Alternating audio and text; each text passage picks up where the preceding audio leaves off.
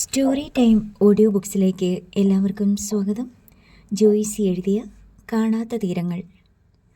Sreelakshmi dress ചെയ്ത് കഴിഞ്ഞു. നിലക്കണ്ണാടിക്ക് മുന്നിൽ നിന്ന് ധൃതിയിൽ മുടി ഒതുക്കി കെട്ടി. രാജഗോപാൽ പേഴ്സ് എടുത്ത് പാൻസിൻ്റെ പോക്കറ്റിൽ വെച്ചു. കുട്ടികൾ വരുമ്പോൾ എന്താ ചെയ്യുക? നമ്മൾ തിരിച്ചെത്താൻ ലേറ്റായേക്കും, രാജഗോപാൽ പറഞ്ഞു. സന്ദീപിൻ്റെ ആൻറ്റിയുടെ അടുത്ത് പറഞ്ഞിട്ടുണ്ട്, താക്കോൽ കൊടുത്തിട്ട് പോകാം. ഒന്നുകിൽ അവരവിടെ നിൽക്കട്ടെ, അല്ലെങ്കിൽ ഗോപികയോ വൈഷ്ണവിയോ ഇങ്ങോട്ട് വന്നോളും. ഇതെല്ലാം ഏർപ്പാടാക്കി കഴിഞ്ഞോ? അല്ലിമോള് റെഡിയായെങ്കിൽ ഇറങ്ങാം ലക്ഷ്മി, രാജഗോപാൽ സ്വരം താഴ്ത്തി. അല്ലിമോൾ അവളുടെ അമ്മയെ കാണാൻ പോവുകയാ. നമ്മൾ നമ്മുടേതായി വളർത്തിക്കൊണ്ടുവന്ന മോളാണ്. നിനക്കത് താങ്ങാൻ പറ്റുമോടി? നിന്റെ മുൻപിൽ വെച്ച് ഞാനതൊക്കെ എൻ്റെ മനസ്സിലിട്ട് കുറേ കണ്ടു കഴിഞ്ഞതാ. ആദ്യമൊക്കെ ഒരു വേദന കിടന്ന് വിങ്ങുമായിരുന്നു. പക്ഷേ ഇന്ന് സന്ദീപ് വിളിച്ചു പറഞ്ഞ വിവരം അറിഞ്ഞപ്പോൾ എനിക്ക് മനസ്സിലായി, ഞാനും കൂടി വേണം അവളുടെ കൂടെ, അല്ലെങ്കിൽ അവൾക്ക് താങ്ങാൻ പറ്റില്ല. രാജഗോപാൽ ഭാര്യയുടെ മുഖത്തേക്ക് 2 നിമിഷം ഉറ്റുനോക്കി. പിന്നെ തോളത്ത് പിടിച്ചടുപ്പിച്ചു. അവളുടെ നെറ്റിയിൽ ചുണ്ടുകൾ ചേർത്തു. മുറി പൂട്ടി 2 പേരും ചെല്ലുമ്പോൾ ഹാളിൽ പകച്ചു നിൽക്കുകയായിരുന്നു വല്യമ്മ. നീ ഇത്ര പെട്ടെന്ന് ഡ്രസ് ചെയ്തോ? ശ്രീലക്ഷ്മി ചോദിച്ചു. ഇത് മതിയല്ലോ. അല്ലിമ സ്വയം ഒന്ന് നോക്കി. മുടി പോലും ഒതുക്കി വെച്ചിട്ടില്ല. സാരമില്ലെന്നേ, കാറിലല്ലേ. ആകെപ്പാടെ ഒരു വേവലാതിയിലാണ് അല്ലിമയെന്ന് തോന്നുമായിരുന്നു. അവൾ കിളിമാനൂരിലേക്കുള്ള ദൂരം പകുതിയും പിന്നിട്ട് കഴിഞ്ഞിരിക്കുന്നു. ഇനി അച്ഛനും അമ്മയ്ക്കും കാറിനും വേണ്ടി വെയിറ്റ് ചെയ്യുകയാണ്. വീട് പൂട്ടി താക്കോൽ ശ്രീലക്ഷ്മി വൈഷ്ണവിയെ ഏൽപ്പിച്ചു. കുട്ടികൾ സ്കൂൾ വിട്ട് വരുമ്പോൾ അവരെ ഒന്ന് മാനേജ് ചെയ്തേക്കണമെന്ന് ചട്ടം കിട്ടി. കാർ കിളിമാനൂരിലേക്ക് തിരിച്ചു. യാത്രക്കിടയിൽ രാജഗോപാലിൻ്റെ മൊബൈലിലേക്ക് സന്ദീപിൻ്റെ കോൾ വന്നു. എറണാകുളത്ത് നിന്ന് യാത്ര തിരിച്ചോ എന്ന അന്വേഷണമായിരുന്നു ആ കോൾ. ഞങ്ങൾ കോട്ടയം കൊട്ടാരക്കര റൂട്ടിലാണ് വരുന്നേ. നിങ്ങൾ അവിടെ എത്തിയോ? രാജഗോപാൽ ചോദിച്ചു. ഞങ്ങൾ പത്തനംതിട്ട എത്തിയതേയുള്ളൂ. ഇവിടെ നിന്ന് ദൂരം കുറേയുണ്ട്, സന്ദീപിൻ്റെ മറുപടി വന്നു. നിങ്ങളായിരിക്കുമല്ലോ ആദ്യം എത്തുന്നത്. അതെ, പോലീസൊക്കെ ഉണ്ടല്ലോ. അല്ലിയുടെ റിയാക്ഷൻ എന്താ? വല്ലാതെ വറീഡാണോ? കുറച്ച് ഫ്രസ്ട്രേഷൻ ഉണ്ടെന്ന് തോന്നുന്നു. ലക്ഷ്മിയുണ്ട് കൂട്ടിന്. നന്നായി. കാണാൻ പോകുന്നത് നല്ല കാഴ്ചയൊന്നും ആയിരിക്കില്ല. പോരെങ്കിൽ മെൻ്റൽ ഹോസ്പിറ്റലും. നമുക്കതൊന്നും തിരുത്താൻ പറ്റില്ലല്ലോ സന്ദീപ്. ഓക്കെ എങ്കിൽ ഞങ്ങൾ എത്തിയിട്ട് വിളിക്കാം. ശരി. രാജഗോപാൽ ബ്ലൂടൂത്ത് ചെവിയിൽ നിന്നെടുത്ത് കാറിൻ്റെ ബോക്സിൽ വെച്ചു. എന്നിട്ട് ലക്ഷ്മിയെയും അല്ലിമയെയും നോക്കി. അല്ലിമ ബാക്ക് സീറ്റിലാണ്. മുന്നിലിരിക്കാൻ രാജഗോപാൽ നിർബന്ധിച്ചിട്ടും അവൾ തനിയെ ഇരിക്കണമെന്ന് പറഞ്ഞ് പിറകിലെ സീറ്റിൽ പോയി ഇരിക്കുകയാണുണ്ടായത്. രാജഗോപാലിൻ്റെ കാർ തിരുവില്ല പിന്നിട്ട് കഴിഞ്ഞപ്പോൾ വീണ്ടും സന്ദീപിൻ്റെ കോൾ വന്നു. അവർ കിളിമാനൂരിൽ എത്തിക്കഴിഞ്ഞുവെന്ന് അറിയിച്ചു. നിങ്ങൾ കണ്ടോ? രാജഗോപാലിന് ജിജ്ഞാസയേറി. ഇല്ല, പോലീസ് ഹോസ്പിറ്റൽ അതോറിറ്റിയുമായി സംസാരിക്കുന്നതേയുള്ളൂ. ആളുണ്ടല്ലോ അല്ലേ? ഉണ്ടെന്നാണ് ഇവിടെ വന്നിട്ട് കിട്ടിയ അറിവ്. ഹോസ്പിറ്റൽ എങ്ങനെയുണ്ട്? വലിയ ഹോസ്പിറ്റലിലാണ്. പേഷ്യൻസും ഡോക്ടേഴ്സും ഒക്കെ കുറേയുണ്ട്. ശരി, ഞങ്ങൾക്ക് 2 മണിക്കൂർ കൂടി വേണ്ടിവരും അവിടെ എത്താൻ. ഞാനിവിടെ വെയിറ്റ് ചെയ്യാം. ഫുഡ് എവിടെന്നെങ്കിലും കഴിച്ചിട്ട് വരണേ. അവിടെ വന്നിട്ട് നമുക്കൊന്നിച്ച് ഏതെങ്കിലും ഹോട്ടലിൽ നിന്ന് കഴിക്കാം. അങ്കിൾ, ലേറ്റാകും. ഇപ്പോൾ തന്നെ മണി 1. ഇവിടെ എത്തുമ്പോൾ 3 മണി. പിന്നെ അതിന് സൗകര്യം കിട്ടിയില്ലെങ്കിലോ? ഓക്കെ, ഞങ്ങൾ കഴിച്ചോളാം. ഫോൺ വെച്ച് കഴിഞ്ഞ് രാജഗോപാൽ പറഞ്ഞു. നമുക്കേ ചെങ്ങന്നൂരോ പന്തളത്തോ ചെന്നിട്ട് ഊണ് കഴിച്ചിട്ട് പോകാം. ശ്രീലക്ഷ്മിയും അല്ലിമയും മൗനമായി കേട്ടിരുന്നു. പന്തളത്തെത്തിയപ്പോൾ രാജഗോപാൽ പാർക്കിംഗ് സൗകര്യം നോക്കി കാർ നിർത്തി. ഊണ് കഴിക്കാൻ അല്ലിമയ്ക്ക് അശേഷം താല്പര്യമുണ്ടായിരുന്നില്ല. ശ്രീലക്ഷ്മി നിർബന്ധിച്ചിട്ടാണ് അല്പം ചോറുണ്ടത്. എൻ്റെ രുചിയെല്ലാം പോയി, തൊണ്ട വരണ്ടു. സത്യം പറഞ്ഞാൽ പേടിച്ചിരിക്കുന്ന പോലെയാ ഞാനിപ്പോൾ, അല്ലിമ തൻ്റെ അവസ്ഥയെപ്പറ്റി പറഞ്ഞു. രാജഗോപാലിന് അത് മനസ്സിലാകുന്നുണ്ടായിരുന്നു. 3 മണി മുൻപേ കിളിമാനൂരിലെത്തി. രാജഗോപാൽ കുറച്ചു മുമ്പേ വിളിച്ചു പറഞ്ഞതിനാൽ സന്ദീപ് വന്ന് ഹൈവേക്കരികിൽ കാത്തു നിൽക്കുന്നുണ്ടായിരുന്നു. സന്ദീപ് തൻ്റെ കാറിനെ പിന്തുടരാൻ ഫോണിൽ കൂടി നിർദ്ദേശിച്ചിട്ട് മുൻപേ പോയി. പഴയ MC റോഡിലൂടെ അല്പദൂരം ഓടിയ ശേഷം കാർ കുന്നുമേൽ റോഡിലേക്ക് പ്രവേശിച്ചു. രാജഗോപാലിൻ്റെ കാർ പിന്നാലെയുണ്ടായിരുന്നു. ഒരു ഗേറ്റിന് സമീപമെത്തി ഇടത്തേക്ക് ഇൻഡിക്കേറ്റർ ഇട്ട ശേഷം സന്ദീപിൻ്റെ കാർ ഗേറ്റ് കടന്നുപോയി. പുറകെ രാജഗോപാലിൻ്റെ കാറും ചെന്നു. 2 പോലീസ് വാഹനങ്ങൾ വളപ്പിനുള്ളിൽ കിടപ്പുണ്ടായിരുന്നു. കാർ പാർക്ക് ചെയ്തിട്ട് രാജഗോപാൽ മുൻപിലെ 4 നില കെട്ടിടം നോക്കി. അതിൻ്റെ ബോർഡ് വായിച്ചു. Ashwini mental health and psychiatric centre. Sandeep ഇറങ്ങി വന്ന് രാജഗോപാലിനോടും മറ്റും ഇറങ്ങാൻ ആംഗ്യം കാട്ടി. അവർ 3 പേരും ഇറങ്ങി. Ali, behave your self. കാണാനുള്ളത് അത്ര നല്ല കാഴ്ചയല്ല. സന്ദീപ് മുന്നറിയിപ്പ് നൽകി. എന്താ പ്രശ്നം? രാജഗോപാൽ സന്ദീപിനോട് സ്വരം താഴ്ത്തി. അങ്കിൾ വാ, എല്ലാവരും വാ. സന്ദീപ് അവരെ ഹോസ്പിറ്റലിനുള്ളിലേക്ക് നയിച്ചുകൊണ്ടുപോയി. പോലീസുകാരിൽ ചിലർ അവിടെ നിൽക്കുന്നത് കണ്ട് രാജഗോപാൽ തിരക്കി. സന്ദീപ്, ഇത്രയും പോലീസ് എന്തിനാ? ഇതൊരു വലിയ കേസല്ലേ അങ്കിളെ? ഒരു സ്ത്രീയെ 22 വർഷം വെളിച്ചം കാണാതെ മറച്ചു വെക്കുക, അതും പല പല മെൻ്റൽ ഹോസ്പിറ്റലുകളിൽ ഫേക്ക് ഐഡിയിൽ. പോലീസ് ഇവിടെയുള്ള ഡോക്ടേഴ്സിനെയും നേഴ്സസിനെയും കെയർ അസിസ്റ്റൻറ്റുമാരെയും അറ്റൻഡർമാരെയും എല്ലാം ചോദ്യം ചെയ്യുന്നുണ്ട്. ഹോസ്പിറ്റൽ നടത്തുന്നവർക്ക് ഇതിൽ എന്തെങ്കിലും ഹിഡൻ പോളിസി ഉണ്ടോ? നമുക്കറിയില്ലല്ലോ. ഇരുവശത്തും മുറികളുള്ള ഒരു വലിയ ഇടനാഴിയിലൂടെ അവർ കടന്നുപോയി. കോറിഡോറിൻ്റെ അങ്ങേയറ്റത്ത് ഇരുവശത്തുമുള്ള മുറികൾക്ക് ജയിലറകളുടേതിന് സമാനമായ ഇരുമ്പഴികളാണുള്ളത്. ഇത് C ബ്ലോക്കാണ്. ഇങ്ങനെ പല ബ്ലോക്കുകളിലായിട്ടാണ് മനോരോഗികളെ പാർപ്പിച്ചിരിക്കുന്നേ, സന്ദീപ് പറഞ്ഞു. ഒരു മുറിക്ക് മുന്നിൽ ഇടനാഴിയിൽ സംസാരിച്ചു കൊണ്ട് നിന്ന ലേഡി ഡോക്ടറും നേഴ്സും പോലീസ് ഓഫീസറും സന്ദീപും കൂട്ടരും ചെല്ലുന്നത് കണ്ട് അല്പം ഒതുങ്ങി നിന്നു. നിങ്ങൾ പറഞ്ഞ ആളുകളാണോ ഇവർ? പോലീസ് ഓഫീസർ സന്ദീപിനോട് ചോദിച്ചു. അതെ സർ. ആ ശരി, ഇതാണോ മകൾ എന്ന് പറഞ്ഞ കുട്ടി? അല്ലിമയെ നോക്കി ലേഡി ഡോക്ടർ ചോദിച്ചു. അതെ മാഡം. സന്ദീപ് അല്ലിമയോട് വരാൻ മുഖാംഗ്യം കാട്ടി. ഏതാനും ചുവടുകൾ മാത്രമേ ബാക്കിയുണ്ടായിരുന്നുള്ളൂ. സന്ദീപ് ഒരു സെല്ലിന് മുൻപിൽ ചെന്ന് നിന്നു. രാജഗോപാലും ശ്രീലക്ഷ്മിയും സന്ദീപിൻ്റെ പിന്നാലെ എത്തി. അല്ലിമയ്ക്ക് തൻ്റെ കാലുകൾ തളർന്ന പോലെ തോന്നി. സന്ദീപ് തിരിഞ്ഞു നോക്കി അവളെ കൈ കാട്ടി വിളിച്ചു. അല്ലിമ ചെന്നപ്പോൾ ശ്രീലക്ഷ്മി അവളെ തന്നോട് ചേർത്ത് നിർത്തി. കമ്പിയഴികൾക്കപ്പുറം നനഞ്ഞ തറയിൽ ചുരുണ്ടുകിടക്കുന്ന സ്ത്രീരൂപം കണ്ട് അല്ലിമ നടുങ്ങി. അവൾ ശ്രീലക്ഷ്മിയുടെ കൈത്തണ്ടയിൽ മുറുകെ പിടിച്ചു. ഒരു വശത്തേക്ക് ചെരിഞ്ഞു കിടന്നുകൊണ്ട് മുഖത്തിനരികെ തറയിൽ ചൂണ്ടുവിരലാൽ എന്തോ എഴുതാൻ ശ്രമിക്കുന്ന മെലിഞ്ഞുണങ്ങിയ രൂപം. ഇളം പച്ച നിറമുള്ള ഒരു ഗൗൺ അവരുടെ ശരീരം പൊതിഞ്ഞ് അയഞ്ഞു കിടപ്പുണ്ട്. മുറിക്കുള്ളിൽ ഒരു ഇരുമ്പ് കട്ടിലും അതിന്മേൽ ഒരു കിടക്കയും വെള്ളവിരിപ്പും കാണപ്പെട്ടുവെങ്കിലും അത് ആ അറയുടെ വിസ്താരക്കുറവിനും വൃത്തിയില്ലായ്മയ്ക്കും ഇണങ്ങുന്നതല്ല എന്നത് സ്പഷ്ടമായിരുന്നു. പോലീസ് സംഘം എത്തിച്ചേർന്ന ശേഷം ആശുപത്രി അധികൃതർ പെട്ടെന്ന് തട്ടിക്കൂട്ടിയ ഒരേർപ്പാടായിരുന്നു അത്. മാളവിക, സന്ദീപ് അഴിവാതിലിൽ കൈപ്പത്തി തട്ടിക്കൊണ്ട് വിളിച്ചു. അല്ലിമ ഉൾക്കിടലത്തോടെ അകത്തേക്ക് നോക്കി. തൻ്റെ അമ്മയാണോ അത്? അതോ സന്ദീപേട്ടൻ വെറുതെ ആ പേര് വിളിച്ചതാണോ? വിളി കേട്ടുകൊണ്ട് ആരെങ്കിലും മുറിയിലേക്ക് വരാനുണ്ടോ? സന്ദീപ് വിളി ആവർത്തിച്ചപ്പോൾ നിലത്ത് കിടന്ന സ്ത്രീരൂപം തല ചിരിച്ചു നോക്കി. ഗൗണിനുള്ളിലെ എല്ലിൻ കൂടെ അനങ്ങി. കൈപ്പത്തിയും കൈമുട്ടുകളും ഊന്നി പതിയെ എഴുന്നേറ്റിരിക്കാൻ ശ്രമിച്ചു. അഴികൾക്കപ്പുറം അപരിചിത ലോകത്ത് നിൽക്കുന്ന മനുഷ്യരെ നോക്കി. ജടകെട്ടിയ മുടിയിഴകൾ അവരുടെ മുഖത്തും കഴുത്തിലും അനങ്ങിക്കൊണ്ടിരുന്നു.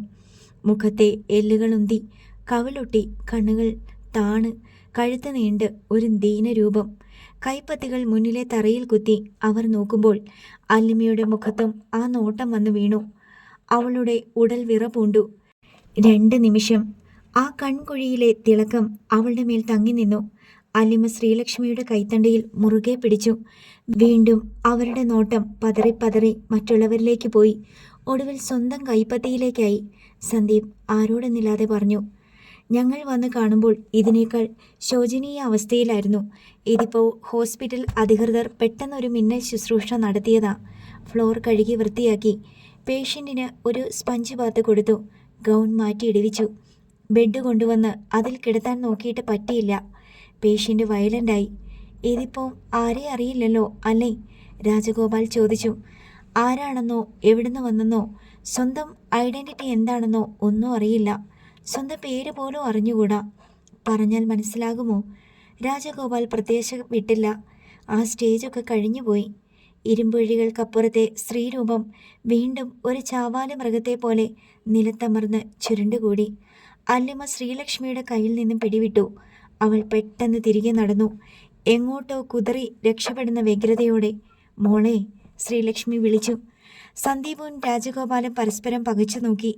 പിന്നെ അവരോ അല്ലിമയുടെ പിന്നാലെ പോയി. ഹോസ്പിറ്റലിന്റെ പാർക്കിംഗ് സ്ഥലത്ത് കിടന്ന കാറിന്റെ ഡോർ ഹാൻഡിലിൽ പിടിച്ച് അലിമ കിതച്ചുകൊണ്ട് നിന്നു. രാജഗോപാൽ റിമോട്ട് കീ ഉപയോഗിച്ച് ലോക്ക് തുറന്നതോടെ അവൾ അകത്ത് കടന്ന് വാതിലടച്ചു. ശ്രീലക്ഷ്മി ചെല്ലുമ്പോൾ മുൻ സീറ്റിന്റെ പുറകിലേക്ക് നെറ്റിമുട്ടിച്ച് മുഖം പൊത്തിയിരിക്കുകയാണ് അല്ലിമ. അല്ലിമോളെ. ശ്രീലക്ഷ്മി അവളുടെ തോളത്ത് പിടിച്ചൊലിച്ചു. പോകാം, ഇപ്പൊ തന്നെ പോയേക്കാം.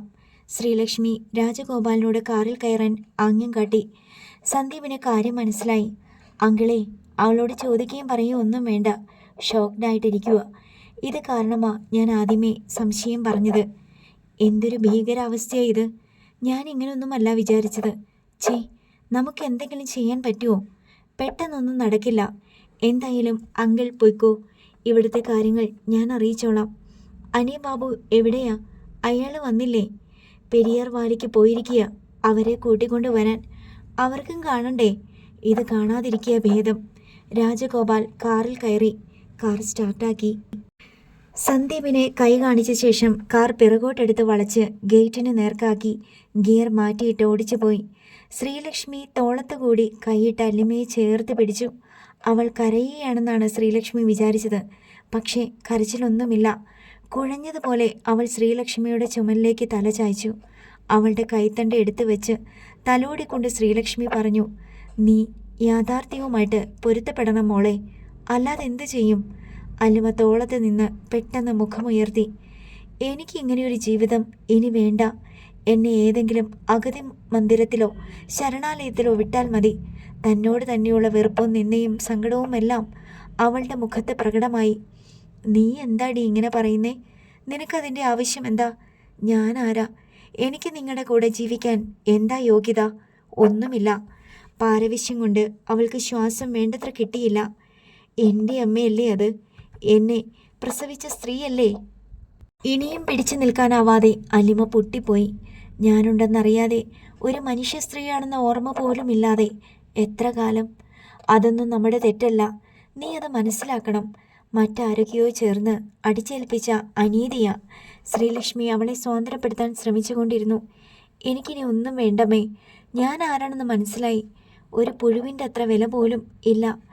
എൻ്റെ അമ്മ അങ്ങനെ കിടക്കുമ്പോൾ എനിക്ക് ജീവിക്കണമെന്ന് പോലുമില്ല. ശ്രീലക്ഷ്മി അവളുടെ തോളത്ത് പിടിച്ച് അല്പം ബലമായി തൻ്റെ മടിയിലേക്ക് കിടത്തി. അനങ്ങാതെ കിടക്ക്, ഒന്നും പറയണ്ട. എല്ലാം കേൾക്കുന്നുണ്ടെങ്കിലും രാജഗോപാൽ ഒന്നിലും ഇടപെടാതെ കാറോടിച്ച് പോയിക്കൊണ്ടിരുന്നു. അശ്വിനി ഹെൽത്ത് സെൻ്ററിൽ പോലീസ് അവരുടെ നടപടികൾ പൂർത്തിയാക്കി കഴിഞ്ഞു. ഡോക്ടർമാർ, നഴ്സുമാർ, അറ്റൻഡർമാർ, കെയറിംഗ് അസിസ്റ്റന്റുമാർ, ആശുപത്രി അധികൃതർ എന്നിവരിൽ നിന്നെല്ലാം വേണ്ടത്ര വിവരങ്ങൾ ശേഖരിച്ചു കഴിഞ്ഞു. ശോഭന എന്നൊരു വ്യാജനാമത്തിലാണ് മാളവികയെ അവളുടെ ബന്ധുക്കൾ ആശുപത്രിയിൽ രേഖപ്പെടുത്തിയിരിക്കുന്നതെന്നുള്ളത് ഒരു സുപ്രധാന തെളിവായി പോലീസ് എടുത്തു. ഇനി കിളിമാനൂരിൽ വരുന്നതിനു മുമ്പ് മാളവികയെ ഏതെല്ലാം മനോരോഗ ചികിത്സാ കേന്ദ്രങ്ങളിൽ താമസിപ്പിച്ചിട്ടുണ്ടോ അവിടെയെല്ലാം പോയി തെളിവുകൾ ശേഖരിക്കണം. പോലീസ് ഉദ്യോഗസ്ഥരുമായി സംസാരിക്കുന്നതിനിടയിൽ സന്ദീപ് മാളവികയുടെ ഭാവി കാര്യങ്ങളെപ്പറ്റി ചോദിച്ചു. ഹോസ്പിറ്റലിൽ ട്രീറ്റ്മെൻറ്റിലല്ലേ അവർ? അവിടെ വേണ്ടത്ര കെയർ കിട്ടുന്നില്ലെങ്കിൽ മറ്റേതെങ്കിലും ഹോസ്പിറ്റലിലേക്ക് മാറ്റാം. പക്ഷേ അത് പോലീസിൻ്റെ ജോലിയല്ല. DYSP ജോർജ് ജോസഫ് കുളത്തിങ്കൽ പറഞ്ഞു. അവർക്ക് കിട്ടുന്ന കെയർ നല്ലതായിരുന്നെങ്കിൽ ഇതിനകം സുഖപ്പെടുമായിരുന്നല്ലോ സർ. വർഷങ്ങൾ എത്രയായി? അത് വേറൊരു വിഷയമാണ്. പോലീസിന് അവരെ ഏറ്റെടുക്കാൻ പറ്റില്ല. അവർ ഒരു മനോരോഗിയാണെന്ന് ഓർക്കണം. അഭയവും തണലുമൊന്നും അവർക്ക് പറ്റിയ ഇടങ്ങളല്ല. ഇത് പറ്റുന്നില്ലെങ്കിൽ വേറൊരു മെൻ്റൽ ഹോസ്പിറ്റൽ തന്നെ വേണ്ടിവരും. അതിൻ്റെ ഉത്തരവാദിത്തം ആരെ ഏറ്റെടുക്കും? ബന്ധുക്കൾ ആരെങ്കിലും മുന്നോട്ട് വന്നാൽ ഉത്തരവാദിത്തപ്പെട്ടവരായിരിക്കണം. ചികിത്സിക്കാനുള്ള സന്മനസ് മാത്രം പോരാ, പണവും വേണം. സന്ദീപ് അങ്കലാപ്പിലായി. ഇതിങ്ങനെ തന്നെ അവസാനിക്കാൻ പോവുകയാണോ? ആ സ്ത്രീയെ രക്ഷിക്കാൻ ആർക്ക് സാധ്യമല്ലേ? പോലീസ് അന്വേഷണ സംഘം തിരുവല്ലയ്ക്ക് യാത്ര തിരിച്ചപ്പോൾ സന്ദീപും അവരുടെ പിന്നാലെ യാത്രയായി. മാളവിക ശരിക്കും മനോരോഗി തന്നെയായിരുന്നോ? അതോ ഭ്രാന്ത് അവരിൽ അടിച്ചേൽപ്പിച്ചതാണോ എന്നൊരു സംശയം കൂടി വെളിപ്പെടാനുണ്ടായിരുന്നു. ശ്രീലക്ഷ്മിയെ കാത്ത് മുറിയിലേറെ നേരം ഇരുന്നിട്ട് രാജഗോപാൽ ഹാളിലേക്ക് ചെന്നു. മണി രാത്രി 12 കഴിഞ്ഞു. ഹരിതം ഹൗസിംഗ് കോളനി ഉറക്കത്തിലാണ്. അല്ലിമയുടെ മുറിയിൽ ലൈറ്റുണ്ട്. രാജഗോപാൽ ഹാളിൽ കുറച്ചു സമയം കാത്തുനിന്നു. വാതിൽ ചാരിക്കൊണ്ട് ശ്രീലക്ഷ്മി അല്ലിമയുടെ മുറിയിൽ നിന്നിറങ്ങി വന്നു. എന്താ, അവൾക്കിന്ന് ഉറക്കമില്ലേ? രാജഗോപാൽ ചോദിച്ചു. കൊണ്ടുപോകേണ്ടായിരുന്നു, അതാ ഏറ്റവും വലിയ അബദ്ധമായത്, ശ്രീലക്ഷ്മി പറഞ്ഞു. അവൾ എന്താ പറയുന്നേ? ഒന്നും പറയുന്നില്ല, ഒരിടത്ത് ഇരിപ്പുറയ്ക്കുന്നില്ല. കിടക്കാൻ പറഞ്ഞ് നിർബന്ധിച്ച് കിടത്തി നോക്കി, ഞെട്ടിയ പോലെ എണീറ്റ് വരികയാ. ഉറങ്ങാൻ പറ്റുന്നില്ല. ഇതിപ്പോ എന്താ ചെയ്യുക? ആഹാരവും കഴിച്ചില്ലല്ലോ. രാജഗോപാൽ പരിതപിച്ചു. ഇന്ന് രാത്രി ഇങ്ങനെ പോട്ടെ, നാളെ എന്തെങ്കിലും ഒരു ആശ്വാസം കിട്ടുമായിരിക്കും. നീ ഒരു കാര്യം ചെയ്യ് ലക്ഷ്മി, അവളുടെ റൂമിൽ കിടന്നോ, അതാ നല്ലത്. കുടിക്കാൻ എന്തെങ്കിലും കൊണ്ടുപോയി കൊടുക്ക്.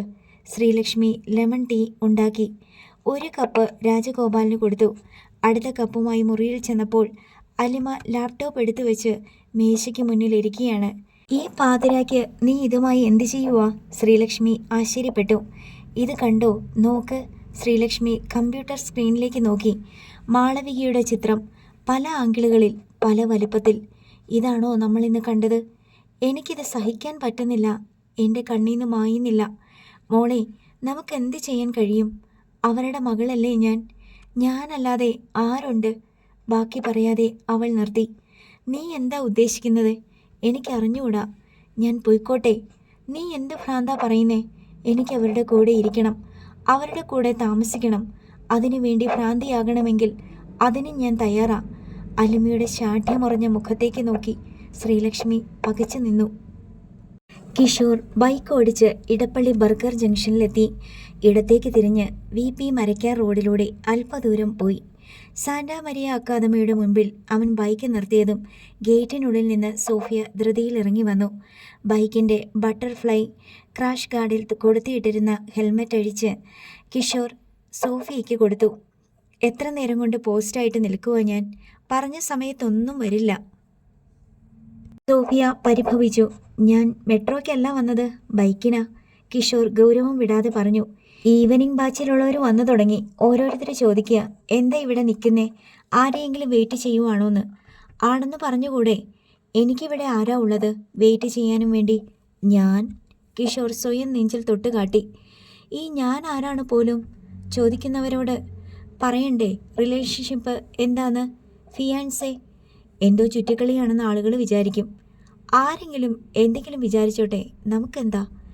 എനിക്ക് കുറച്ച് നാണവും മാനമൊക്കെ ഉണ്ട്, അത്രേ ഉള്ളൂ. നിന്റെ നാണവും മാനവും ഞാൻ ശരിയാക്കി തരാം. ബൈക്കിലോട്ട് കയറടി.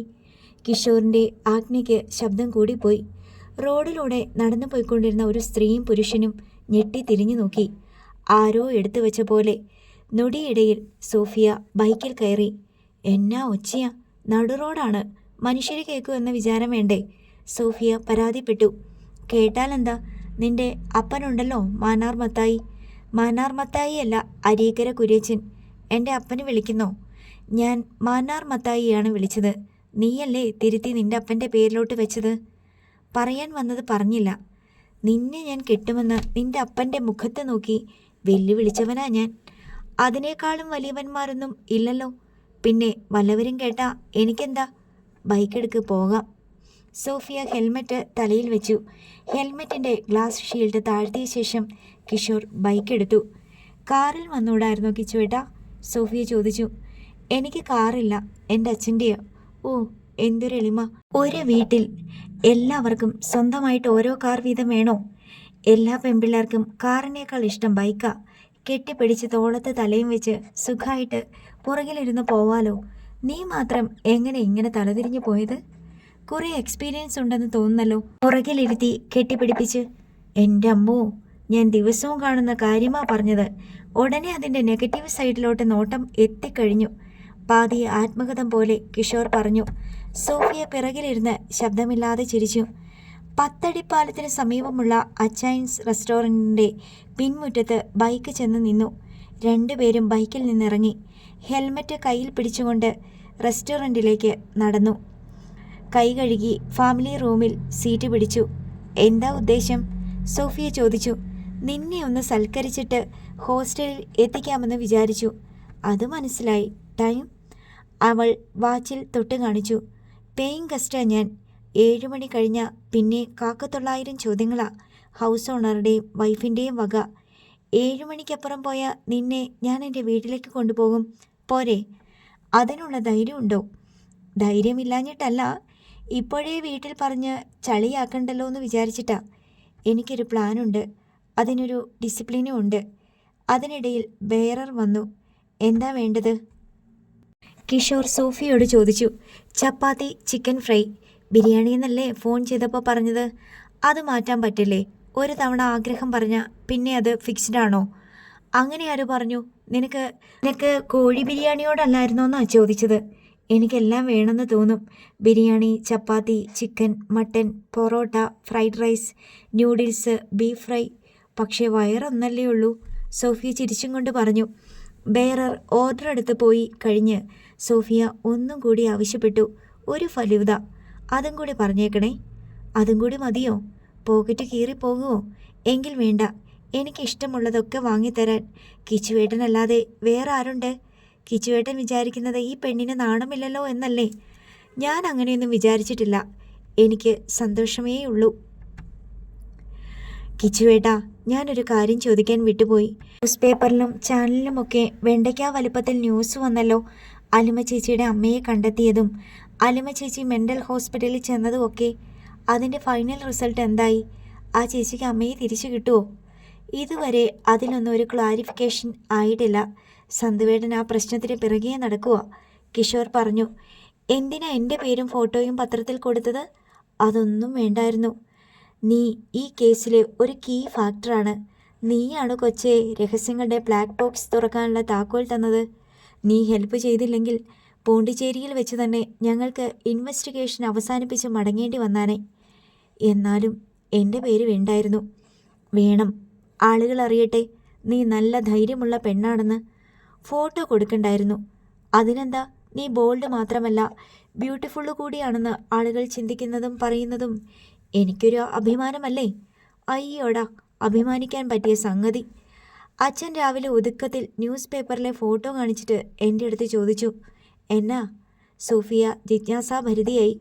ഇതാണോ നീ പോണ്ടിച്ചേരി വെച്ച് പരിചയപ്പെട്ട പെണ്ണെന്ന്? അയ്യോ, എന്നിട്ട്? ഞാൻ പറഞ്ഞു അതേന്ന്. അച്ഛൻ ആ ഫോട്ടോയും പിന്നെ എന്നെയും 3-4 തവണ മാറി മാറി നോക്കി. എന്നിട്ട് എന്തോ വകയിരുത്തിയ മട്ടിൽ ഒരു മൂളലും. എന്താ അതിൻ്റെ അർത്ഥം? ശരിയാക്കി തരാമെന്നാണോ? അതോ? ഒരു പിടിയും കിട്ടിയില്ല മോളെ. ഇതൊക്കെ എവിടെ ചെന്നെത്തുമെന്ന് ആർക്കറിയാം എന്നൊരർത്ഥം വരാം. നിനക്കിതിൻ്റെ ആവശ്യമുണ്ടായിരുന്നു എന്ന അർത്ഥവും തോന്നാം. വലിയ പ്രോബ്ലം ആകുമോ? അച്ഛനൊരു പാതി സമ്മതം തന്ന പോലെയാ. ഈ കാര്യത്തിൽ സന്തുവേട്ടൻ അച്ഛൻ്റെ അടുത്ത് സൂചിപ്പിച്ചിട്ടുണ്ടല്ലോ. എന്തായി തീരുമോ ദൈവത്തിനറിയാം. സോഫിയ കൈ മലർത്തിയിട്ട് മുകളിലേക്ക് കണ്ണയച്ചു. ഞാൻ ആ പോണ്ടിച്ചേരിയിൽ വലിയ കുഴപ്പമില്ലാതെ ജോലി ചെയ്ത് ജീവിച്ചുകൊണ്ടിരുന്നതാ. എല്ലാ ഞായറാഴ്ചയും പള്ളിയിലും പോയി, എല്ലാ മാസാദി വെള്ളിയാഴ്ചയും കുമ്പസാരിച്ച് കുർബാനയും കൈക്കൊണ്ട് എന്നും കിടക്കാൻ നേരം ജീസസിനോട് കൈകൂപ്പി പ്രാർത്ഥിച്ച് ഒരു നല്ല ക്രിസ്ത്യാനി പെണ്ണായിട്ട്. അന്ന് കുറേ പാപങ്ങൾ ചെയ്യുന്നുണ്ടായിരുന്നല്ലോ, അതിൽ നിന്ന് രക്ഷപ്പെട്ട് വന്നില്ലേ? പാപങ്ങളോ? എന്ത് പാപം? അല്ലെങ്കിൽ പിന്നെ എല്ലാ മാസവും കുമ്പസാരിക്കേണ്ട കാര്യമുണ്ട്? കിഷോർ ചിരിച്ചു. ആക്കിയതാണല്ലേ. സത്യം പറഞ്ഞാൽ എനിക്കിപ്പോഴാ എന്തോ പാപം ചെയ്യുന്ന പോലുള്ള തോന്നൽ. ആ പഴയ പാവം സോഫിയേ അല്ല ഞാനിപ്പോൾ, വേറെ ഏതോ ഒരു പെണ്ണ്. സംശയം എന്താ? നീ അടിമുടി മാറി. അന്ന് നീ അരീക്കര കുര്യച്ചൻ്റെ അരുമ സന്തതി, ഇന്ന് നീ കിഷോർ എസ് നായരുടെ ഉഡ്ബി. മമ്മിക്ക് എന്നെ കാണുമ്പോൾ സങ്കടാ. നിനക്ക് എന്നാ പറ്റിയതാ മോളെ ഇങ്ങനെ ഒരു ബന്ധത്തിൽ ചെന്ന് ചാടാൻ എന്ന് ചോദിക്കുക എപ്പോഴും. നമ്മുടെ കൂട്ടത്തിൽപ്പെട്ട ആരെങ്കിലും ആയിരുന്നെങ്കിൽ ഒരു കുഴപ്പവും ഇല്ലായിരുന്നെന്ന് പറയും. ഇത് ഇന്ന് തലയൂരി പോരാൻ ഒരു വഴിയുമില്ലെന്നാ ചോദ്യം. അപ്പോൾ നീ എന്തു പറയും? ഞാൻ പെട്ടുപോയി മമ്മി, ഇനി രക്ഷപ്പെടുന്ന കാര്യം സംശയമാണെന്ന് സോഫിയ കപട ദൈന്യതയോടെ പറഞ്ഞു. എടി നന്ദി കെട്ടവളെ, നിനക്ക് പറഞ്ഞുകൂടെ എൻ്റെ മമ്മി നമ്മുടെ കുടുംബം രക്ഷപ്പെടുത്താൻ ദൈവം കാണിച്ചു തന്ന ആളാണെന്നും? അമർഷം കൊണ്ട് കിഷോറിൻ്റെ ഒച്ച കൂടിപ്പോയതിനാൽ ബാക്കി പറയിപ്പിക്കാതെ സോഫിയ പെട്ടെന്ന് കൈ നീട്ടി അവൻ്റെ വായ പൊത്തി. ഫാമിലി ക്യാബിനിലെ മറ്റൊരു ടേബിളിലുണ്ടായിരുന്ന യുവാവും യുവതിയും മുഖം തിരിച്ച് അവരെ സാഗൂതം നോക്കുന്നുണ്ടായിരുന്നു. എന്നാ കിച്ചുവേട്ട ഇത്? ഹോട്ടലാണെന്ന ചിന്ത പോലും ഇല്ലാതെ. മറ്റുള്ളവർ കേൾക്കത്തില്ലേ? അല്ല, നിന്റെ വർത്തമാനം കേട്ടിട്ട് എനിക്ക്. ഞാൻ അങ്ങനെ തന്നെയാ അമ്മയോട് പറഞ്ഞത്, കിച്ചുവേട്ടൻ പറഞ്ഞ പോലെ. ആഹാ, എന്നിട്ടാണോ നീ എൻ്റെ അടുത്ത് തല തിരിച്ച് പറഞ്ഞത്? ഒരു തമാശ പറയാനും പറ്റത്തില്ലേ? എന്നിട്ട് അപ്പോൾ മമ്മി എന്തു പറയും? കിഷോർ ശാന്തനായി. ഈ IELTSന്റെ കോഴ്സ് കഴിയുമ്പോൾ ഇട്ടിട്ട് പോരാൻ. ആരെ ഇട്ടിട്ട്? കിച്ചുവേട്ടനെ. എവിടെ ഇട്ടിട്ട്? ആലപ്പുഴയിലോ കൊച്ചിക്കായലിലോ എവിടെയെങ്കിലും. നിന്റെ മമ്മിയുടെ മനസ്സിലിരിപ്പ് കൊള്ളാമല്ലോ. നീ ഈ കോഴ്സ് പഠിച്ചുകൊണ്ടിരിക്കുമ്പോൾ അവരുണ്ടെന്ന ചോറ് ആര് തരുന്നതാണെന്നാ അവരുടെ വിചാരം? ആകാശത്തുനിന്ന് പൊളിഞ്ഞു വീഴുന്നതാണോ നിന്റെ ഫുഡും ഫീസും അക്കോമഡേഷനും? മതി മതി, ഇതൊക്കെ ഒരമ്മയുടെ ആവലാതിയായിട്ട് കണക്കാക്കിയാൽ മതി. ഇടയ്ക്ക് ഇങ്ങനെയും ചോദിക്കും, ആ പയ്യൻ നല്ല സ്നേഹമുള്ളവനാ അല്ലേ മോളെ? ചിലപ്പോൾ നമ്മുടെ രക്ഷയ്ക്ക് ദൈവം തമ്പുരാൻ കാണിച്ചു തന്നതായിരിക്കുമെന്ന്. ആ, അങ്ങനെ പറ, അതാ കറക്റ്റ്. സന്തോഷായോ? സോഫിയ പുഞ്ചിരി തൂകി. പോരാ, സന്തോഷമാകണമെങ്കിൽ ഫസ്റ്റ് ചാൻസിൽ തന്നെ നീ പാസ്സാകണം. പാസ്പോർട്ട് അതിനകം ശരിയാകും. എൻ്റെ സർട്ടിഫിക്കറ്റ്സ് കിട്ടണ്ടേ? അത് പോണ്ടിച്ചേരി ഹോസ്പിറ്റലിലെ നേഴ്സിംഗ് സൂപ്രണ്ടിൻ്റെ ഓഫീസിലായിരിക്കുന്നേ. അതെല്ലാം വാങ്ങിത്തരുന്ന കാര്യം ഞാൻ ഏറ്റു. അതുമാത്രമല്ല 1.5 വർഷത്തെ എക്സ്പീരിയൻസ് സർട്ടിഫിക്കറ്റുകളും. അവർ തരുമോ കിച്ചുവേട്ടാ? അവരെന്തിനാ നിന്റെ സർട്ടിഫിക്കറ്റ്സ് പിടിച്ചു വെച്ച് ദ്രോഹിക്കുന്നേ? സഹായിക്കല്ലേ വേണ്ടത്? കന്യാസ്ത്രീകൾ നടത്തുന്ന സ്ഥാപനമല്ലേ? അവരും കൂടി ഉൾപ്പെട്ട ഒരു കേസല്ലേ ഇവിടെ നടന്നുകൊണ്ടിരിക്കുന്നേ? ന്യൂസ് പേപ്പറിലെ വാർത്തകളൊക്കെ അവരും അറിയുന്നുണ്ടായിരിക്കുമല്ലോ. കിച്ചുവേട്ടൻ പോയി വാങ്ങിച്ചാൽ മതി. എൻ്റെ കയ്യിൽ തരുമോ നിന്റെ സർട്ടിഫിക്കറ്റ്സ്? നമ്മൾ രണ്ടുപേരും പോകേണ്ടി വരും. ഞാനും കിച്ചുവേട്ടനും കൂടി പോകാനോ? ഓ, വിശ്വാസമില്ലല്ലോ അല്ലേ? ശരി, അരീക്കര കുര്യച്ചനെ കൂടി കൂട്ടിക്കോ.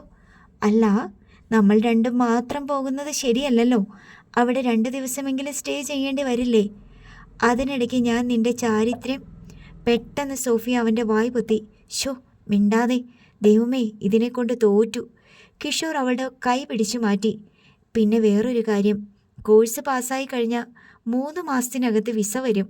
UK-ന്ന് അല്ലെങ്കിൽ അയർലൻഡ്, ഏതാണോ ആദ്യം ശരിയാകുന്നത് അങ്ങോട്ട് പോകാൻ റെഡിയായിരിക്കണം. UK-യിൽ മാത്രമല്ല, അയർലൻഡിലും ഉണ്ട് എനിക്ക് ഫ്രണ്ട്സും റിലേറ്റീവ്സും ഒക്കെ.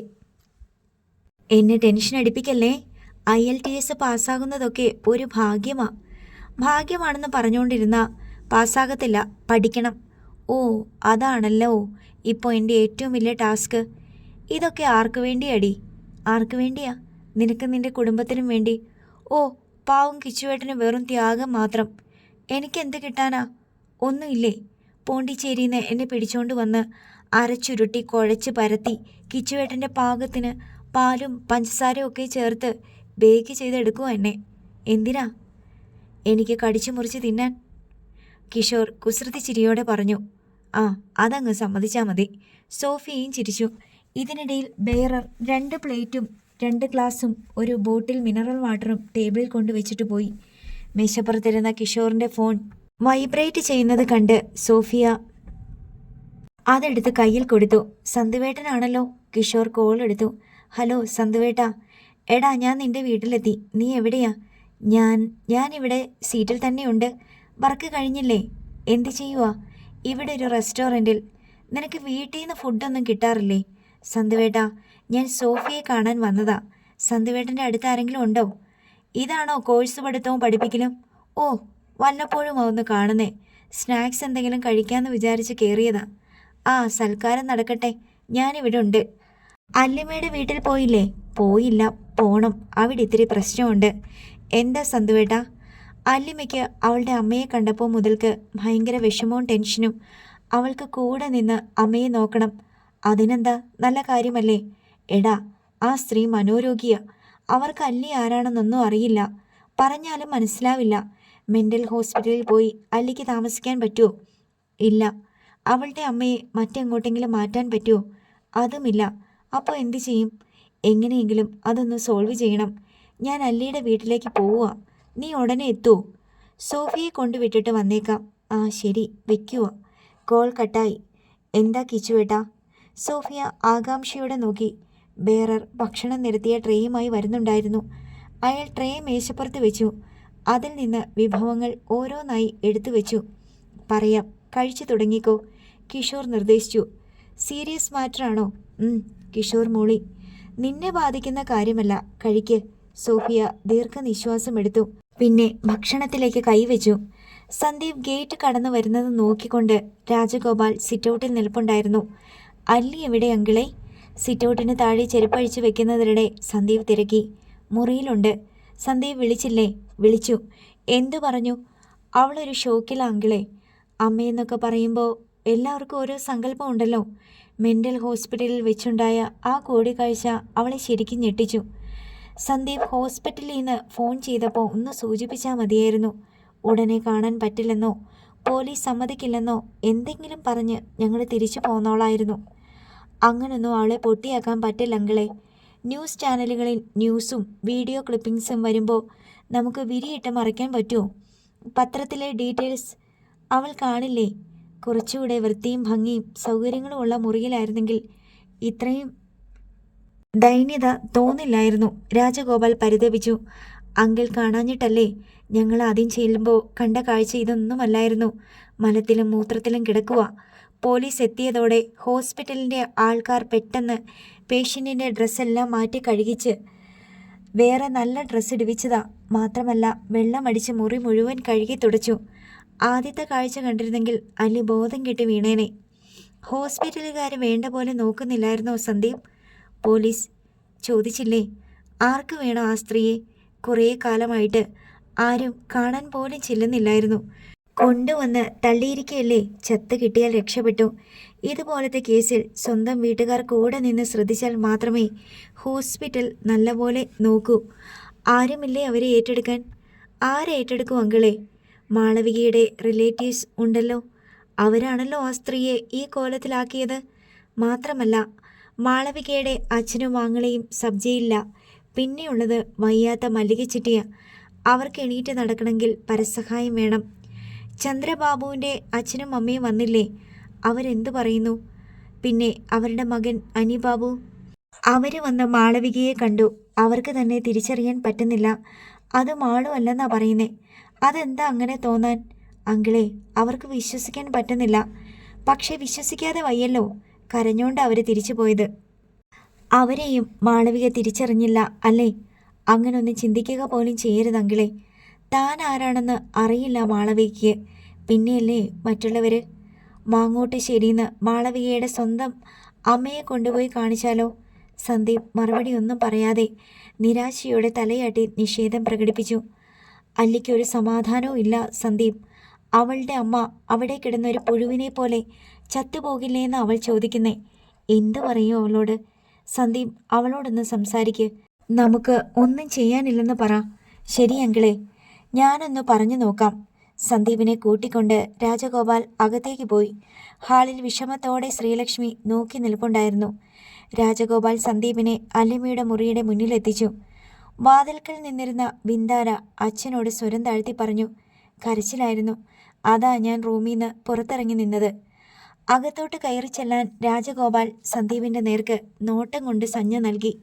എന്നിട്ട് ബിന്ദാരയോട് വരാൻ ആംഗ്യം കാട്ടി കൂട്ടിക്കൊണ്ടുപോയി. അല്ലിമയുടെ റൂമിന് മുന്നിൽ സന്ദീപ് തനിച്ചായി. അല്ലിമയെ എന്തു പറഞ്ഞ് സമാധാനിപ്പിക്കണമെന്ന് സന്ദീപിന് അറിയില്ല. അവൾ ചുമരും ചാരി മാറിൽ കൈകെട്ടി കുനിഞ്ഞ മുഖത്തോടെ നിൽക്കുകയാണ്. ആരോടോ പിണങ്ങി നിൽക്കുന്നത് പോലെയേ തോന്നൂ. കർച്ചീഫ് ചുരുട്ടി പിടിച്ചിരുന്ന കൈ ഇടയ്ക്ക് കണ്ണിനടുത്തേക്ക് നീങ്ങുന്നത് കാണുമ്പോൾ മാത്രമേ അവളുടെ ഉള്ളിൽ കരച്ചിലുണ്ടെന്ന് മനസ്സിലാകൂ. സന്ദീപ് അവളോട് പതിയെ സംസാരിച്ചു. അല്ലി, നിന്റെ സങ്കടമൊക്കെ എനിക്ക് മനസ്സിലാകും. പക്ഷേ നമുക്ക് എന്ത് ചെയ്യാൻ പറ്റും? അല്ലിയുടെ അമ്മയെ വേണമെങ്കിൽ നമുക്ക് ഏറ്റെടുക്കാം. പക്ഷേ എവിടെ താമസിപ്പിക്കും? ഇങ്ങോട്ട് കൊണ്ടുവരാൻ പറ്റുമോ? അല്ലിമ മുഖമുയർത്തി അവനെ നോക്കി. ഇല്ലെന്ന് തലയാട്ടി. നിന്നെ സ്വന്തം കുഞ്ഞിനെ പോലെ വളർത്തിയ ഒരമ്മയുടെ മുന്നിലേക്ക് നിന്റെ പെറ്റമ്മയെ കൊണ്ടുവന്ന് ശുശ്രൂഷിക്കാമെന്ന് വെച്ചാൽ അവർക്ക് നോവും. ആൻറ്റിക്ക് മാത്രമല്ല, അങ്കിളിനും. അങ്ങനൊന്നും വേണ്ട സന്തുവേട്ട. അച്ഛനും അമ്മയും സമ്മതിച്ചാൽ പോലും ഞാൻ സമ്മതിക്കില്ല. പിന്നെയുള്ളത് ചന്ദ്രബാബുവിൻ്റെ അച്ഛനും അമ്മയുമാണ്, നിന്റെ ഗ്രാൻഡ് പേരൻസ്. അവർക്ക് മാളവികയെ ഏറ്റെടുക്കാനുള്ള സാമ്പത്തിക സ്ഥിതിയില്ല. ഏറ്റെടുത്താൽ മാത്രം പോരല്ലോ, ചികിത്സിക്കണ്ടേ? അനിച്ചേട്ടൻ്റെ കാര്യം അറിയാമല്ലോ. ജയിലിൽ നിന്നിറങ്ങിയിട്ട് അധിക കാലമായിട്ടില്ല. വേറെയും കേസുകൾ നടക്കുന്നുണ്ട്. എന്നാണ് തിരിച്ച് ജയിലിലേക്ക് പോകേണ്ടി വരിക എന്നറിയില്ല. എനിക്കറിയാം അവരെ കൊണ്ട് പറ്റില്ല. പിന്നെ എന്ത് ചെയ്യും അല്ലി? നിന്റെ മനസ്സിൽ എന്തെങ്കിലും ഐഡിയ ഉണ്ടോ? അല്ലിമ 2 നിമിഷം ആലോചിച്ചു. അവർക്ക് ഏറ്റെടുക്കാൻ പറ്റില്ലേ? അമ്മയുടെ വീട്ടുകാർക്ക്? അമ്മയുടെ അമ്മയൊക്കെ ഉണ്ടല്ലോ. അവരൊക്കെ പൈസക്കാരല്ലേ? പൈസയ്ക്ക് ബുദ്ധിമുട്ടുമില്ല. ഇവിടത്തെ മുത്തശ്ശിയുടെ സ്വന്തം മകളല്ലേ? അലിമയുടെ ചോദ്യം ന്യായമാണെന്ന് സന്ദീപിനറിയാം. പക്ഷേ തടസ്സങ്ങളുണ്ട്. അതേപ്പറ്റി പറയാൻ ഭാവിച്ചപ്പോൾ അലിമ വീണ്ടും സംസാരിച്ചു. ആ മുത്തശ്ശിക്ക് സ്വന്തം മകൾ ജീവിച്ചിരിപ്പുണ്ടോയെന്ന് പോലും അറിയില്ലായിരുന്നല്ലോ. മകള് ജീവനോടെയുണ്ടെന്ന് കാണുമ്പോൾ എന്തുമാത്രം സന്തോഷം തോന്നേണ്ടതാ. അപ്പോൾ തന്നെ പോയി കൂട്ടിക്കൊണ്ടു വരേണ്ടതല്ലേ, അതും ഇങ്ങനൊരു ദയനീയ അവസ്ഥയിൽ കിടക്കുമ്പോൾ. അല്ലിമ ഒന്നും മനസ്സിലാക്കണം. അവരുടെ ആൾക്കാർ തന്നെയാണ് ചത്തതിനൊക്കുമേ ജീവിച്ചിരിക്കലും എന്ന അവസ്ഥയിലേക്ക് മാളവികയെ തള്ളിയിട്ടത്. ആ അച്ഛനും മകനും ജയിലിൽ പോയി കിടക്കുന്നതെന്തിനാ? മാളവികയോടും ചന്ദ്രബാബുവിനോടും ചെയ്ത കൊടും ക്രൂരത കാരണം. എന്നിട്ട് അവർ തന്നെ മാളവികയെ ഏറ്റെടുത്ത് സംരക്ഷിക്കൂ. മാത്രമല്ല അവർ ജയിലിലുമാണ്. മുത്തശ്ശിയുണ്ടല്ലോ വീട്ടിൽ, അവർക്ക് എന്തെങ്കിലും ചെയ്യാൻ പറ്റില്ലേ? അല്ലി എന്താ ഉദ്ദേശിക്കുന്നേ? അങ്ങനെ ചെയ്താൽ ഞാൻ അവിടെ പോയി നിന്ന് അമ്മയെ നോക്കിക്കൊള്ളാം. അല്ലി, ഇപ്പോഴും അവർക്ക് നീയും നിന്റെ അമ്മയും ശത്രുക്കളാണ്. പുരുഷന്മാർക്കല്ലേ ശത്രുത, അവിടുത്തെ സ്ത്രീകൾക്കില്ലല്ലോ. പക്ഷേ സ്വത്തും അധികാരവും ഇപ്പോഴും പുരുഷന്മാരുടെ കയ്യിലാണ്. അവർ രണ്ടുപേരും ജയിലിലല്ലേ. അവരുടെ അനുവാദമില്ലാതെ അവിടുത്തെ സ്ത്രീകൾ എന്തെങ്കിലും ചെയ്യുമോ? പരസഹായമില്ലാതെ ജീവിക്കാൻ പറ്റാത്ത അവസ്ഥയിലാണ് മല്ലികച്ചിറ്റ. അവരുടെ അവസ്ഥയോർത്ത് കരയാനല്ലാതെ അവർക്ക് എന്തെങ്കിലും ചെയ്യാൻ പറ്റുമോ? പിന്നെയുള്ളത് ഹരീന്ദ്രൻ്റെ ഭാര്യയാണ്. അവർക്ക് എന്ത് കാര്യം മാളവികയെ കൂട്ടിക്കൊണ്ടുപോയി സംരക്ഷിക്കാൻ? ഇതൊക്കെ സാമാന്യ ബുദ്ധിക്ക് ആലോചിക്കാവുന്നതല്ലേയുള്ളൂ. ഈയൊരു കേസിൻ്റെ പേരിൽ ഒരു മുതിർന്ന തറവാട്ട് കാരണവർ സൂയിസൈഡ് ചെയ്തു. മറ്റുള്ളവർക്ക് എന്ത് ശിക്ഷയാണ് കിട്ടാൻ പോകുന്നതെന്ന് അറിയില്ല. അവരുടെ ഭാഗത്ത് നിന്ന് ഒരു നീതിയും പ്രതീക്ഷിക്കേണ്ട. സന്തുവേട്ട, ആ ആഴിക്കൂടിനകത്ത് മൃഗത്തെ പോലെ ചുരുണ്ടി കിടക്കുന്നത് എൻ്റെ അമ്മയല്ലേ? ആരെയും തിരിച്ചറിയാതെ, അവനവൻ ആരാണെന്ന് പോലും അറിയാതെ അവരുടെ ജീവിതത്തിൽ എന്ത് സംഭവിച്ചെന്ന് അവർക്കറിയോ? എന്തൊക്കെയാണ് നഷ്ടപ്പെട്ടതെന്ന് അറിയോ? ഞാൻ ജീവിച്ചിരിപ്പുണ്ടെന്ന് അറിയോ? ഒന്നുമില്ല സന്തുവേട്ട. അമ്മ അങ്ങനെ തന്നെ മരിച്ചു പോകുന്നത് എനിക്ക് ഓർക്കാൻ വയ്യ. എനിക്കും മരിച്ചാൽ മതിയെന്ന് തോന്നുക. പക്ഷേ നമുക്കൊന്നും ചെയ്യാനില്ല. അതാണ് സത്യം. അലിമ അല്പസമയം ആലോചിച്ചു നിന്നു. എന്നിട്ട് പറഞ്ഞു, ആ ഹോസ്പിറ്റലിൽ പോയി താമസിച്ചുകൊണ്ട് അമ്മയെ നോക്കിയാലോ എന്ന് വിചാരിക്കുക. അത് എളുപ്പമാണോ? ഹോസ്പിറ്റലിൻ്റെ ആളുകൾ നിന്നെ അക്സെപ്റ്റ് ചെയ്യണ്ടേ? താമസം, ഭക്ഷണം, ഇതൊക്കെ പ്രശ്നമല്ലേ? ഒരു മനോരോഗിയുടെ ഒപ്പം കഴിയാൻ ഹോസ്പിറ്റൽ സ്റ്റാഫ് ഒരിക്കലും സമ്മതിക്കില്ല. സന്തുവേട്ടൻ അതൊന്ന് അന്വേഷിക്കണം. എനിക്ക് എൻ്റെ അമ്മയെ കെയർ ചെയ്യാൻ വേണ്ടി കൂടെ നിൽക്കാൻ സ്വാതന്ത്ര്യമില്ലേ? ബൈസ്റ്റാൻഡർ രോഗിയുടെ അവകാശമല്ലേ? ഞാൻ അമ്മയുടെ കൂടെ താമസിക്കാം. ആ ഹോസ്പിറ്റലിൽ കുറേ കൂടി മെച്ചപ്പെട്ട ഒരു റൂം കിട്ടില്ലേ? നിനക്ക് ചിലവുകൾ ഉണ്ടാകും. അതിന് പണം വേണമല്ലോ. അതൊക്കെ ഞാൻ അച്ഛനോട് വാങ്ങിച്ചോളാം. ഹോസ്പിറ്റൽ അതോറിറ്റിയുമായി സന്തുവേട്ടൻ സംസാരിക്കുമോ? ഞാൻ ആദ്യം അങ്കിളിനോടൊന്ന് സംസാരിച്ച് നോക്കട്ടെ. സന്തുവേട്ട, എനിക്കൊരു വഴി കാട്ടിത്തരണം എൻ്റെ അമ്മയുടെ അടുത്തെത്താൻ. അലിമ കെഞ്ചി. നമുക്ക് ട്രൈ ചെയ്യാം. ഉപേക്ഷ വിചാരിക്കരുത്. മറുവശത്ത് ഈ ലോകത്തെക്കുറിച്ച് ഒന്നും അറിയാതെ ഭ്രാന്തിയായി കിടക്കുന്നത് എൻ്റെ അമ്മയാണല്ലോ സന്തുവേട്ട. എന്നെക്കൊണ്ട് കഴിയുന്ന പോലെ ഞാൻ ശ്രമിക്കാം. ഇതുവരെ നിന്നെ എത്തിച്ചത് ഞാനാണല്ലോ. ഇവിടുള്ളവർക്കും നിന്നെ ഓർത്ത് വിഷമമുണ്ട്. അതുകൂടി നീ മനസ്സിലാക്കണം. സന്ദീപ് രാജഗോപാലിൻ്റെ അടുത്തേക്ക് തിരിച്ചുപോയി. അവളുടെ പെറ്റമ്മയല്ലേ അങ്കിൾ? ആ സ്ത്രീ അങ്ങനെ തന്നെ മരിച്ചു പോകുന്നത് അവൾക്ക് സഹിക്കാൻ വയ്യ. അവൾക്ക് അവരുടെ ജീവിതത്തിലോട്ട് തിരിച്ചു കൊണ്ടുവരണമെന്ന് അതിയായ ആഗ്രഹമുണ്ട്. സന്ദീപ് അല്ലിമയുടെ പക്ഷം പിടിച്ച് പറഞ്ഞു. മാളവികയ്ക്ക് ഇനിയൊരു തിരിച്ചുവരവിന് സാധ്യതയുണ്ടോ? സന്ദീപിനാണ് ഞങ്ങളെക്കാൾ കൂടുതൽ അറിയാവുന്നത്. ശാരീരികമായ അവശതകളൊക്കെ പരിഹരിക്കാൻ സാധിച്ചേക്കും.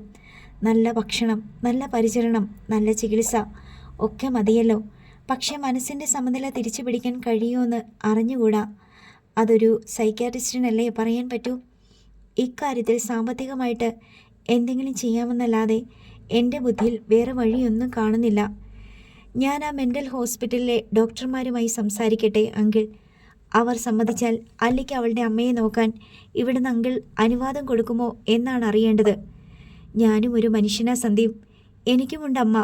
അല്ലി മോളുടെ ടെൻഷൻ എനിക്ക് മനസ്സിലാകും.